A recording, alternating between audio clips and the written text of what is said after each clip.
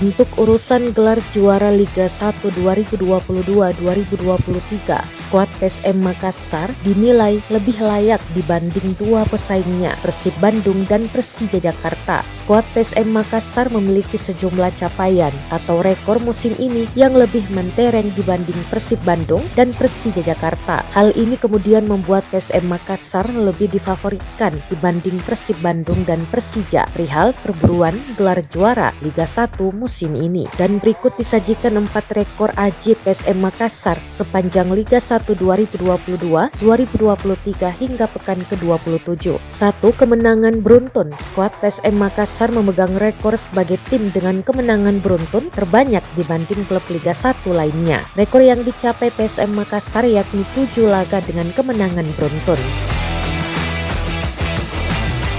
2. Minim kekalahan. Rekor tak terkalahkan di Liga 1 2022-2023 memang milik Persib Bandung. Skuad Persib Bandung di tangan Luis Milla memegang rekor 16 laga tak terkalahkan musim ini. Tetapi rekor Persib Bandung terputus di tangan PSM Makassar saat keduanya kembali bertemu pada putaran kedua. Yang pasti PSM Makassar menjadi tim dengan jumlah kekalahan paling minim hingga pekan 27 Liga 1 2022-2023. 3. Raja clean sheet. Rekor lainnya PSM Makassar dinobatkan saat ini sebagai Raja clean sheet. Skuad PSM Makassar tak kebobolan alias clean sheet sebanyak 10 laga. 4.